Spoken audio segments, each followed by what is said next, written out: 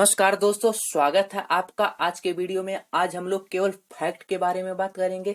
जो हमारे CTET EVS में जो डायरेक्ट फैक्ट से प्रश्न आते हैं उसके बारे में आज हम लोग अध्ययन करेंगे। यह वीडियो आपके लिए बहुत ही महत्वपूर्ण होने जा रहा है। आप लोग बहुत ही ध्यान से इस वीडियो को देखिएगा। तो चलिए शुरू करते हैं इस वीडियो में। जो आज का टॉपिक है, हमारा आज का हेडिंग है जो वो है very important fact NCERT based, यानी कि यहाँ पर जितने भी फैक्ट्स, जितने भी तथ्य एकत्रित किए गए हैं वह सब एनसीईआरटी बुक द्वारा एकत्रित किए गए हैं। तो देखिए, हमारा पहला फैक्ट जो है उसके बारे में देखते हैं कि पहला फैक्ट क्या कहता है। तो पहला फैक्ट कहता है कि मानव के पेट में आमाशय रस की प्रकृति अम्लीय होती है, वह भोजन के पाचन में सहायता करता है। रस की प्रकृति कैसी होती है? अम्लीय होती है। अम्लीय क्या है? अम्लीय रासायनिक यौगिक है। आप लोगों को पता होगा रासायनिक यौगिक अम्लीय, क्षारीय और उदासीन होता है। तो अम्लीय है तो इसका पीएच मान कितना होगा? इसका पीएच मान 7 से कम होगा। और देखिए, अम्लीय है तो यह जल में घुलकर हाइड्रोजन आयन देगा। क्या देगा? हाइड्रोजन आयन देगा जल में घुलने के बाद। आगे बढ़ते हैं। अगला फैक्ट क्या कहता है? आगे दिया गया है जम्मू और कश्मीर के पड़ोसी राज्य।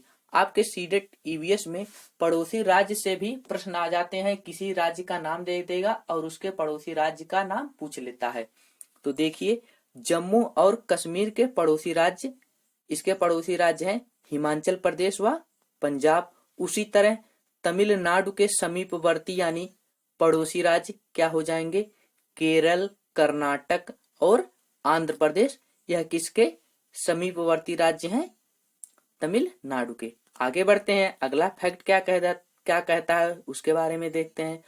वर्ली, वर्ली देखिए, यह आदिवासी समुदाय है और पारंपरिक कला है। यह आदिवासी समुदाय का भी नाम है और पारंपरिक कला का भी वर्ली नाम है। और देखिए, वर्ली स्थान का भी नाम है। यह स्थान कहाँ पाया जाता है? महाराष्ट्र में। तो वर्ली का हमारा 3 फैक्ट हुआ कि यह आदिवासी समुदाय भी है, पारंपरिक कला भी है और यह स्थान का भी नाम है जो महाराष्ट्र में स्थित है। आगे बढ़ते हैं हम लोग। आगे दिया गया है, देखिए, भारत के राज्यों में बहुत ही विभिन्नताएं पाई जाती हैं, उसी के अनुसार वहां के घर बनाए जाते हैं। तो देखिए, मनाली में कैसा घर बनता है। मनाली पत्थर या लकड़ी से बने ढालू छतों वाले घर। वहां के घर पत्थर और लकड़ी से बनते हैं और उनकी छतें ढालू छतों वाले घर होते हैं, यानी कि उनकी जो छतें होती हैं वो ढालूदार होती हैं। ओके, आगे बढ़ते हैं अगले राज्य के बारे में। राजस्थान, राजस्थान में घर मिट्टी के घर बनते हैं जिनकी छतें कटीली झाड़ियों से छाई जाती हैं। राजस्थान के घर मिट्टी के बनाए जाते हैं और उनके छत पर कटीली झाड़ियां छाई जाती हैं। आगे बढ़ते हैं हम लोग। देखिए, अगला हेडिंग दिया गया है जंगल अधिकार अधिनियम 2007। यह क्या कहता है? इसके बारे में देखिए, यह कहता है कि व्यक्ति जंगल में कम से कम 25 वर्ष से अगर रह रहा है तो उसका जंगल भूमि पर और उसमें पैदा होने वाली वस्तुओं पर उसका अधिकार होगा। यह कौन कहता है? यह जंगल अधिकार अधिनियम 2007 कहता है कि मनुष्य कम से कम 25 वर्ष उस जंगल में रहा हो तो उसके जंगल की भूमि पर और पैदा होने वाली वस्तुओं पर उसका अधिकार होगा। यह किसके लिए है? यह जनजाति व वनवासियों के लिए है जो जंगल में रहते हैं। आगे बढ़ते हैं हम लोग। अगला फैक्ट क्या है? आगे दिया गया है, इसको देखिए, लौह तत्व की प्रचुर मात्रा। आपके ईवीएस पार्ट में ऐसे पूछ लेता है कि निम्न में से किसमें लौह तत्व की प्रचुर मात्रा ज्यादा पाई जाती है, यानी कि प्रचुर मात्रा मतलब कि अधिक होता है लौह तत्व। तो ऑप्शन दे देगा अपने अनुसार। तो जो 3-4 बार यानी पूछा जाता है वहीं पर हम लिए हैं इसको। यहाँ पर देखिए, वो है आंवला, पालक, गुड़, हरी पत्तेदार सब्जियां। यही 3-4 बार पूछा जाता है और अलग अलग ऑप्शन में दे देगा, आपको छांटना रहेगा। तो इसमें लौह तत्व की प्रचुर मात्रा पाई जाती है। नाम है आंवला, पालक, गुड़, हरी पत्तेदार सब्जियां। अब इसके बारे में देखिए, लौह तत्व से रक्त का हीमोग्लोबिन बनता है। रक्त में जो हीमोग्लोबिन होता है वह इसी सब से बनता है, यानी किससे बनता है? लौह तत्व से बनता है। लौह तत्व किसमें पाया जाता है? अभी आपको हम बताए हैं, आंवला, पालक, गुड़, हरी पत्तेदार सब्जियां में पाया जाता है। और हीमोग्लोबिन जो होता है वह ऑक्सीजन का संवाहक होता है। उसका कार्य क्या है? ऑक्सीजन का संवहन करना। अब देखिए, अगर शरीर में लौह तत्व की कमी हो जाती है तो कौन सा रोग हो जाएगा? अरक्तता, और उसी का दूसरा नाम है एनीमिया। यही दो रोग का एक ही नाम है, अरक्तता या एनीमिया रोग हो जाता है। और यह प्रायः बालकों और महिलाओं में होता है। आगे बढ़ते हैं हम लोग। आगे देखिए, पक्षी का नाम दिया गया है बगुला, उसका दूसरा नाम इग्रेट है। इसके बारे में देखते हैं। परीक्षा में पूछा जाता है कि बगुला भैंस पर बैठता है क्योंकि, ऑप्शन दे देगा कि क्यों बैठता है वह, और अपने अनुसार वह ऑप्शन दे देगा। तो देखिए, यहाँ पर दिया गया है, बगुला एक परजीवी है, इसलिए वह भैंस की पेट पर लगे कीड़ों को अपना भोजन बनाता है। जो भैंस के पीठ पर जू होते हैं, कीड़े होते हैं, उसी को वो खाता है, उसी को वह अपना भोजन बनाता है। तो देखिए, दिया गया है यहाँ पर बगुला एक परजीवी है। और एक तथ्य और है इसी से संबंधित कि भैंस और बगुले के बीच सहजीवी का संबंध होता है। किसका संबंध होता है? सहजीवी का संबंध होता है। सहजीवी क्या है इसको भी जान लीजिए। सहजीवी, जब कोई जीव या जीव जंतु अपने भोजन के लिए किसी दूसरे पर आंशिक रूप से आश्रित होता है तो वह सहजीवी होता है। उनके बीच सहजीवी का संबंध होता है। तो यहाँ पर बगुला जो है वो किस पर आश्रित है? भैंस पर आश्रित है। तो इन दोनों के बीच कैसा संबंध है? सहजीवी का संबंध है। आगे बढ़ते हैं हम लोग। आगे देखिए कौन सा टॉपिक दिया गया है उसके बारे में अध्ययन करते हैं। आगे दिया गया है यहाँ पर पेड़ों के जड़ के कार्य, उसके बारे में देख लीजिए। जड़ के जो कार्य हैं वो पहला कार्य है, यह है भोजन भंडारण। जड़ भोजन भंडारण करते हैं, यानी कि भोजन का संचित करना। उनका कार्य है भोजन का संचित करना। दूसरा कार्य क्या है?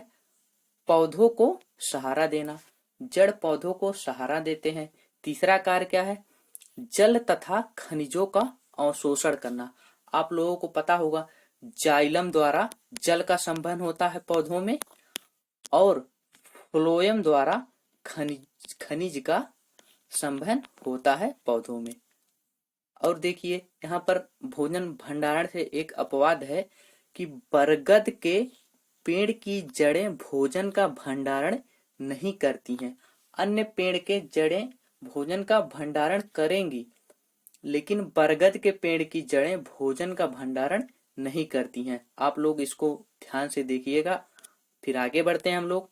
आगे जो दिया गया है देखिए, सीटेट ईवीएस में प्रसिद्ध व्यक्ति, जो फेमस व्यक्ति होते हैं, उनसे भी प्रश्न बन जाते हैं। तो उसी में एक नाम आता है कर्णम मल्लेश्वरी। इनसे लगभग हर परीक्षा में प्रश्न पूछ लिए जाते हैं इनसे संबंधित। तो इनके बारे में अच्छी तरह से जान लीजिए। पहला तथ्य कहता है कि यह अंतरराष्ट्रीय भारोत्तोलक यानी कि वेट लिफ्टर हैं। पहला तथ्य ये हो गया। दूसरी लाइन देखिए, इनका जन्म 1 जून 1975 को कहाँ हुआ था? आंध्र प्रदेश में हुआ था। इसको ध्यान से देख लीजिएगा। अगला तथ्य क्या है? इन्होंने ग्रीष्मकालीन ओलंपिक 2000 कहाँ पर आयोजित हुआ है? ऑस्ट्रेलिया में आयोजित हुआ था।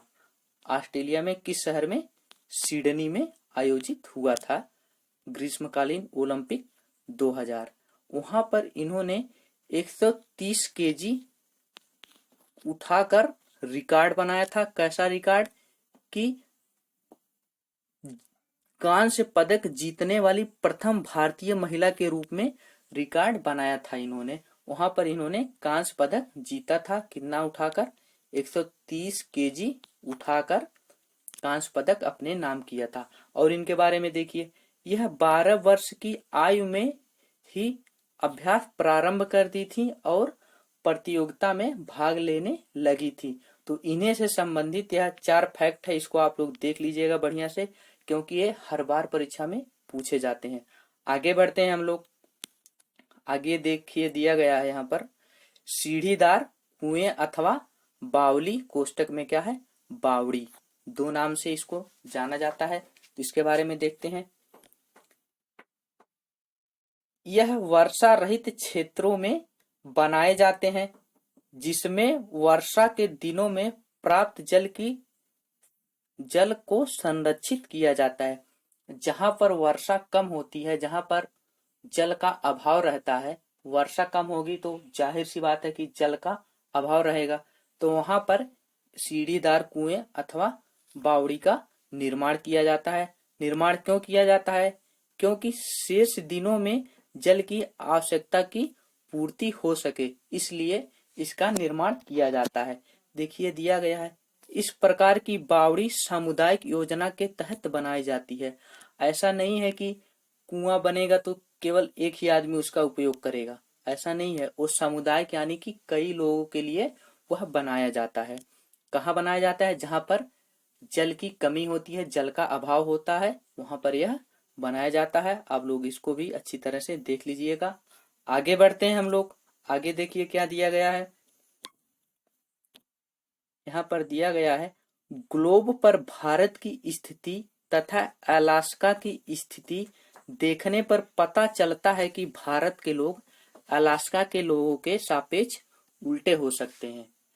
ये प्रश्न 2 बार पूछा जा चुका है कि भारत के लोग किसके अपेक्षा उल्टे दिखाई हो सकते हैं या दिखाई पड़ते हैं। और ऑप्शन दे देगा, अलास्का दे देगा, यूएसए दे देगा, रूस दे देगा और किसी देश का नाम दे देगा। तो वहां पर यूएसए में ही अलास्का है, वहीं आपका ये सही माना जाएगा कि भारत के लोग अलास्का लोगों के सापेक्ष उल्टे हो सकते हैं। ओके, आगे बढ़ते हैं हम लोग। आगे देखिए, आगे जो तथ्य है उसके बारे में देख लीजिए। अगला जो तथ्य है वह है, आगे बढ़ते हैं हम लोग। इधर देखिए, ये है, यह तथ्य कहता है कि मच्छरों के प्रजनन की रोकथाम के लिए ठहरे हुए पानी में तेल डालने की सलाह दी जाती है। क्यों सलाह दी जाती है? तेल डालने की सलाह इसलिए दी जाती है कि क्योंकि तेल ऑक्सीजन की आपूर्ति को काट देता है, जिससे क्या होता है कि मच्छरों के प्रजनन थम जाते हैं, जिससे मच्छरों के प्रजनन थम जाते हैं, उसके बाद उनकी पैदाइश कम हो जाती है। इसी कारण इकट्ठे हुए पानी में तेल डालने की सलाह दी जाती है। आगे बढ़ते हैं। अगला फैक्ट क्या कहता है, कुछ कीट मधुमक्खियों की भांति कॉलोनी बस्ती में रहती है, यानी कि वह लोग इकट्ठा ही रहती हैं। और वो कीट कौन कौन से हैं? ततैया, उसका दूसरा नाम बर्रा है, चींटी, दीमक। यह लोग मधुमक्खियों की तरह ही इकट्ठा होकर एक साथ रहती हैं कॉलोनी में यानी बस्ती में। कौन कौन से हैं? ततैया, चींटी तथा दीमक। आगे बढ़ते हैं। अगला जो फैक्ट है उसको देखिए। अगला फैक्ट है कुडुक। क्या? कुडुक ओराव जनजाति द्वारा बोलने जाने वाली यह भाषा है। जो कुडुक है यह एक जनजात है। कौन सी जनजात? ओराव जनजात, उन्हीं द्वारा यह बोला जाता है। और यह कहाँ पाए जाते हैं? यह मुख्यतः झारखंड, छत्तीसगढ़ एवं उड़ीसा राज्य में निवास करते हैं। आगे बढ़ते हैं। अगला फैक्ट क्या कहता है उसको देखिए। उसी से ठंड, उसी से गर्म। ये क्या है? यह एक कहानी का नाम है। कक्षा 5 के ईबीएस के बुक में यह कहानी दिया गया है। और यह कहानी किसके द्वारा लिखा गया है इसको देख लीजिए। यह कहानी डॉक्टर जाकिर हुसैन के द्वारा लिखा गया है, जो कि वह भारत के तीसरे राष्ट्रपति थे। डॉक्टर जाकिर हुसैन साहब भारत के तीसरे राष्ट्रपति थे। आगे बढ़ते हैं हम लोग। अगला फैक्ट क्या है उसको देख लीजिए। अगला फैक्ट है एस्किमो इग्लू। इसको देखते हैं। एस्किमो कौन है? ध्रुवीय प्रदेशों में निवास करने वाली जनजाति। एस्किमो ध्रुवीय प्रदेशों में निवास करने वाली जनजाति का नाम एस्किमो है। यह अपना घर इग्लू, उस घर का नाम होता है इग्लू, और वह किसका बना होता है? बर्फ का बना होता है। ये लोग अपना घर है बर्फ का बनाते हैं। क्यों बनाते हैं उसके बारे में देखिए। कारण, बर्फ की दीवारों के बीच मौजूद हवा अंदर की गर्मी को बाहर जाने से रोकती है। ये लोग जब अपना घर बर्फ से बना लेते हैं तो जो बर्फ के बीच की हवा अंदर की गर्मी को बाहर जाने से क्या करती है? रोकती है। इससे क्या होता है कि इनके घर में यानी कि अंदर हमेशा गर्म रहता है। इसीलिए यह लोग बर्फ के घर के निर्माण करते हैं और उस घर का नाम है इग्लू। आगे बढ़ते हैं हम लोग। अगला तथ्य क्या कहता है उसके बारे में देख लीजिए। अगला तथ्य कहता है कि कांच के जार एवं बोतलों को उनमें अचार भरने से पूर्व सूर्य की धूप में अच्छी तरह क्यों सुखाया जाता है? यह प्रश्न 2 बार आ चुका है कि अचार भरने से पहले जार को, बोतलों को अच्छी तरह धूप में क्यों सुखाया जाता है? तो उसका यह कारण है कि नमी को पूर्णतः हटाने के लिए, जो जार में नमी उपस्थित होती है उसको हटाने के लिए जार को सूर्य के धूप में सुखाया जाता है। अगर ऐसा न किया जाए तो जो उसमें अचार रखा जाएगा तो वह क्या? खराब हो जाएगा और खाने योग्य नहीं रहेगा। इसीलिए उसको पहले अच्छी तरह सुखा लेते हैं जिससे नमी दूर हो जाए। तो दोस्तों आज यही वीडियो था हमारा। वीडियो कैसा लगा जरूर बताइएगा। ये जितने भी फैक्ट बताए गए हैं वो विगत वर्षों में कई बार पूछे जा चुके हैं। यह सब बहुत ही इम्पोर्टेंट है। तो आप लोगों को वीडियो कैसा लगा जरूर बताइएगा कमेंट करके। अगर आप लोग चैनल पर नए हो तो चैनल को जरूर सब्सक्राइब करिएगा और बेल आइकन को जरूर दबा दीजिएगा, जिससे आप लोगों को नोटिफिकेशन मिलता रहे वीडियो का, क्योंकि यहाँ पर ऐसे वीडियो रेगुलर अपलोड किए जाते हैं।